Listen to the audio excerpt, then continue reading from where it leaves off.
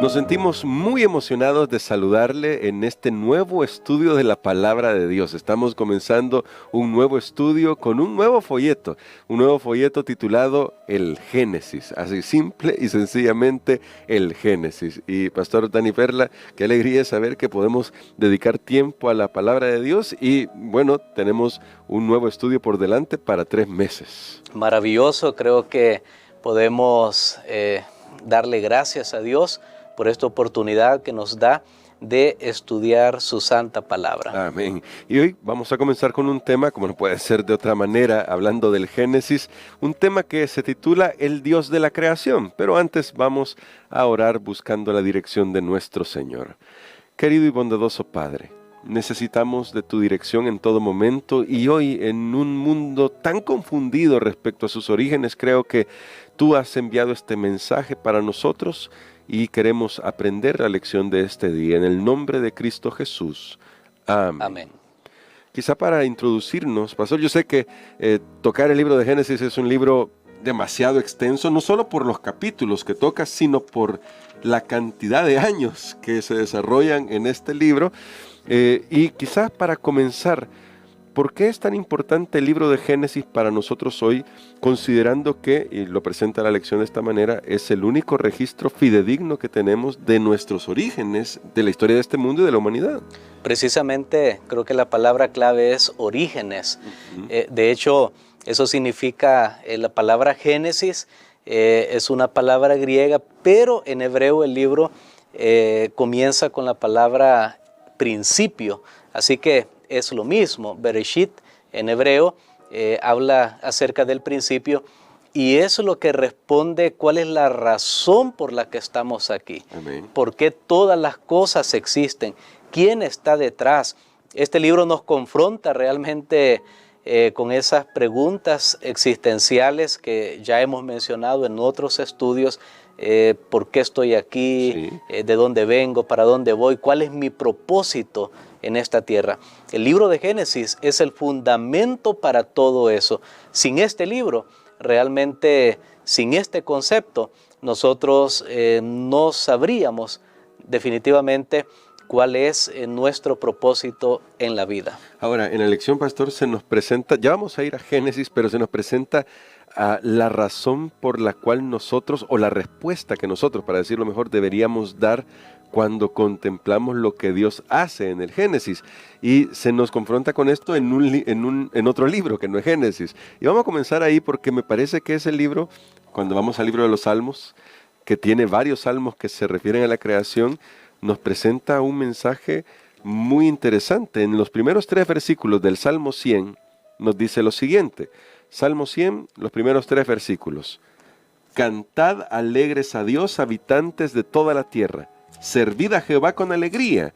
Venid ante su presencia con regocijo. Hasta ahí es algo que todos los seres humanos pues somos llamados a hacer, pero el verso 3 dice, reconoced que Jehová es Dios, Él nos hizo y no nosotros a nosotros mismos, pueblo suyo somos y ovejas de su prado. Y pastor, este texto me llama mucho la atención porque hoy vivimos en una sociedad en la que dice, pero si nosotros llegamos a la existencia por nosotros mismos.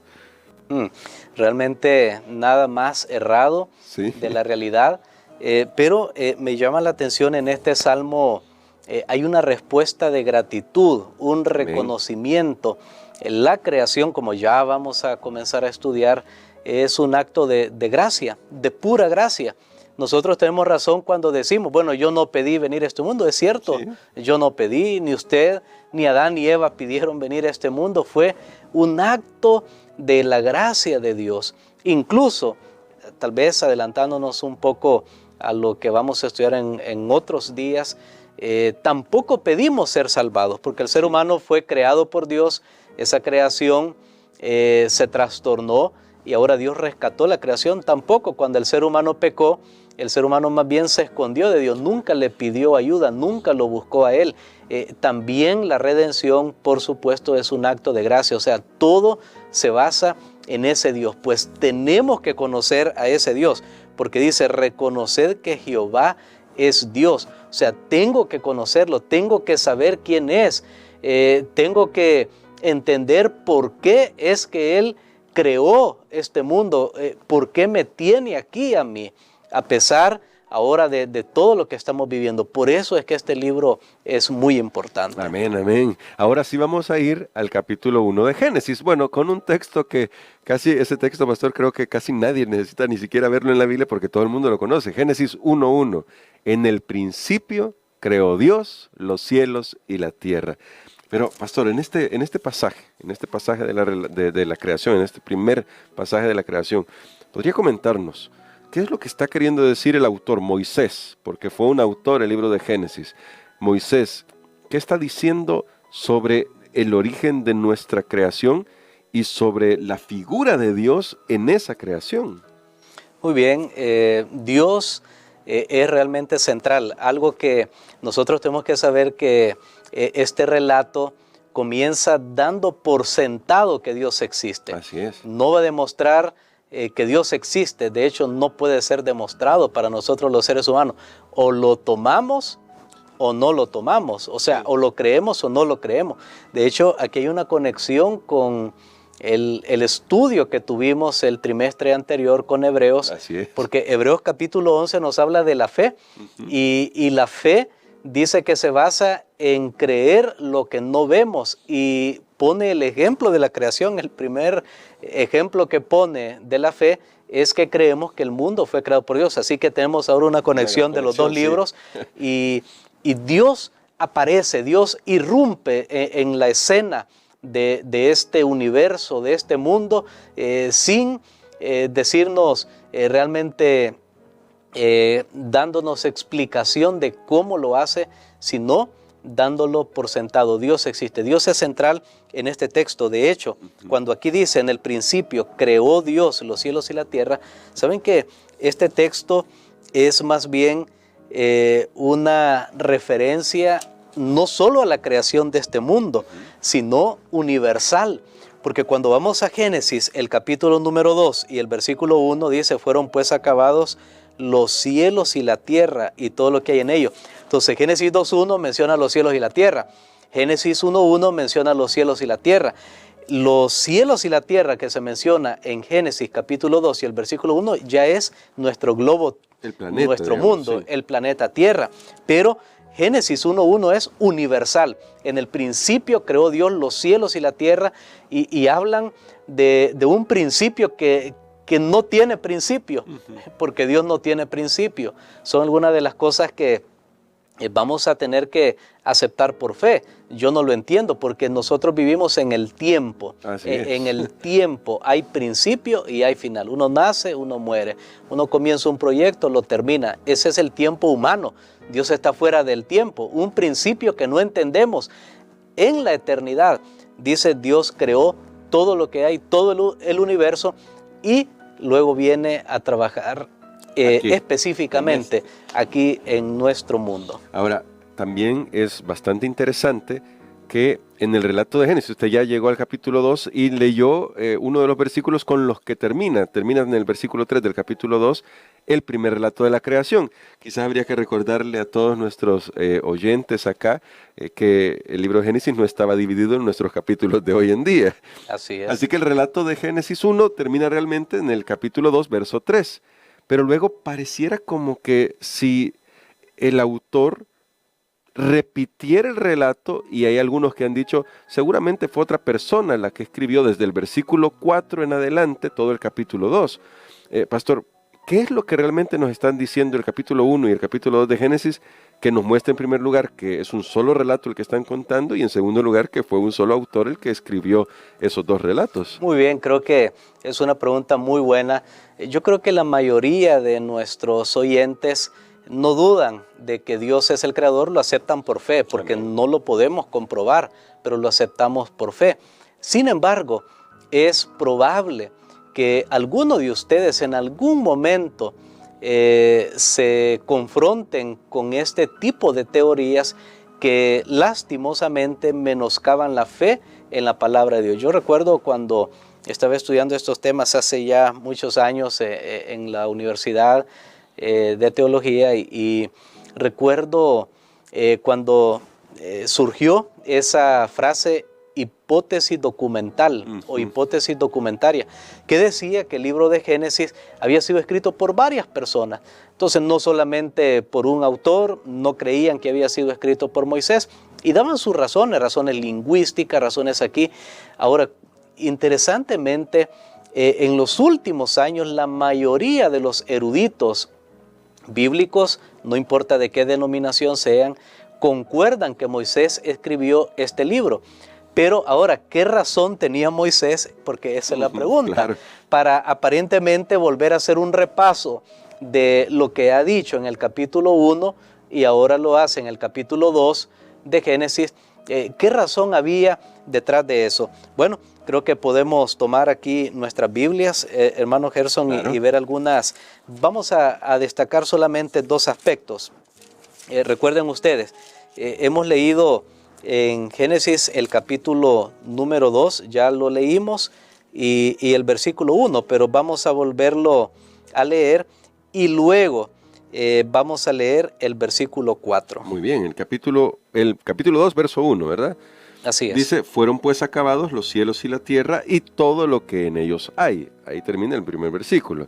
Y el versículo 4 dice de la siguiente manera, estos son los orígenes de los cielos y de la tierra cuando fueron creados, cuando Jehová Dios hizo la tierra y los cielos. Muy bien.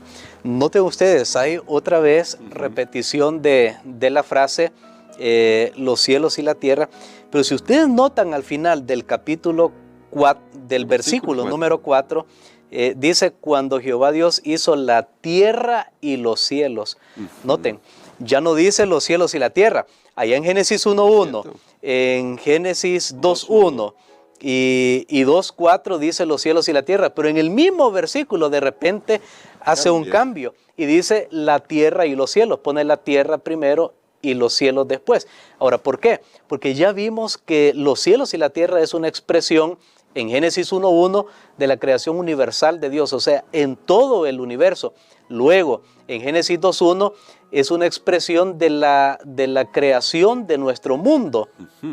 Pero en Génesis, el capítulo número 2, del versículo 4 en adelante, se va a concentrar en la figura del hombre en esa creación. Muy bien. Entonces, había un propósito, porque de hecho, en Génesis, el capítulo número 1, el hombre no habla. Sí, no, para nada. El hombre es creado al final del sexto día, Dios le da unas órdenes ahí, cómo se debe relacionar con la creación. Pero en Génesis, el capítulo 2, se concentra más en el ser humano, específicamente cómo fue formado. Todo eso lo tenemos en el capítulo 2. El hombre habla, y ¿cuándo es la primera vez que habla? Cuando dice, esta es hueso de mis huesos, carne de mi carne, fue la respuesta del hombre ante la creación de la mujer. Ahí Dios les da órdenes más específicas. Pero si nosotros vamos a estudiar un poco más, hermano Gerson, aquí hay algo bien interesante, y creo que este es el otro aspecto que vamos a destacar y final para este día, que en el capítulo 2 introduce a Dios como un ser más cercano, ya que va a hablar del hombre. Correcto, y eso lo quería destacar. Quiere decir entonces que el capítulo 2, o más bien, eso, lo que usted estaba mencionando, la cercanía con el hombre, va a demostrar por qué Moisés ahora ya no sigue diciendo solamente Elohim o Dios, sino que ahora dice Jehová Dios.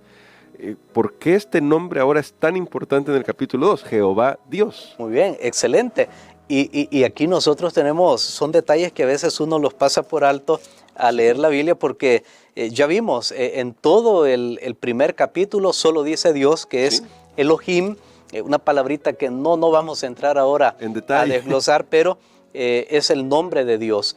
Pero es el nombre de Dios, del Dios creador, del Dios trascendente, o sea, es el Dios que es imposible para los seres humanos de alcanzar.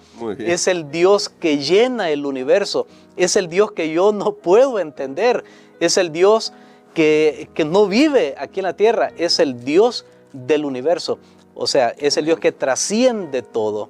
Ese es Elohim. Pero cuando en el libro de Génesis y a lo largo de la Biblia, de aquí en adelante, porque lo vimos en el versículo 4, donde dice cuando Jehová Dios, ahí une a Elohim, Yahvé o Yahweh.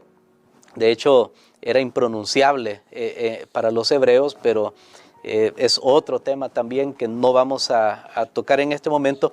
Sin embargo, Yahvé es el Dios inmanente.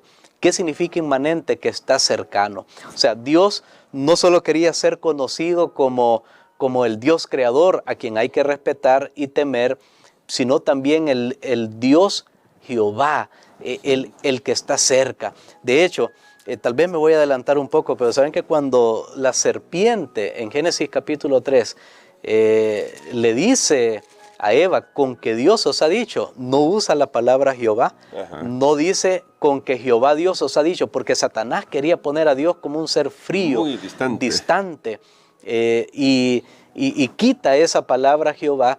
Nosotros aquí tenemos un balance, y siendo que comenzamos con los salmos, que decía que hay que adorar a Dios, hay un balance en nuestra adoración. Hermano, Dios no es mi vecino, no es mi hermano, no es un familiar, no es un amigo a quien yo puedo tratar livianamente como que si fuéramos viejos conocidos. Por favor, Dios es el Dios trascendente. Amén. Dios es Elohim, Él es creador de los cielos, de la tierra, de todo el universo, es Dios todopoderoso.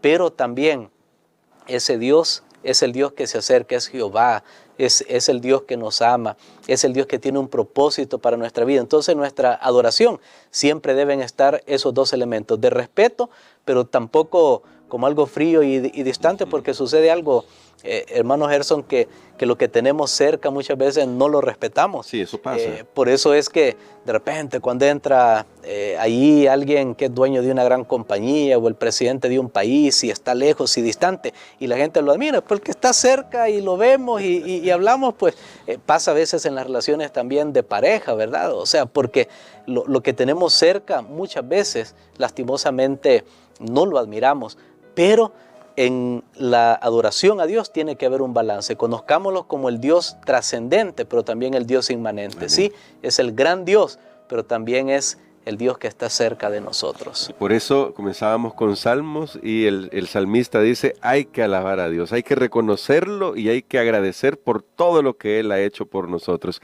Hoy vamos a orar para alabar a Dios, que nuestra oración sea eso, una gratitud por quién es Dios y por cómo se ha revelado a nosotros. Así que le vamos a pedir a nuestro pastor que nos ayude con esta oración. Amén. Padre, gracias te damos, Señor, porque tú eres un Dios que no podemos comprender. Apenas, Señor, tenemos un conocimiento de ti, como decía Job, de oídas te había oído. Pero te damos gracias, Padre, porque tu palabra es una revelación en la cual nosotros podemos conocer más acerca de ti. Sabemos que tú estás ahí, lo aceptamos y lo creemos por fe. Pero te damos gracias porque también estás muy cerca de nosotros, que aún palpando podemos encontrarte. Señor, te pedimos tu bendición por el estudio de tu palabra en este trimestre. Amén. Que nos podamos acercar más en esos dos aspectos que tú tienes, un Dios al cual hay que admirar y respetar, pero también un Dios que quiere ser nuestro amigo. En el nombre de Jesús. Amén. Amén.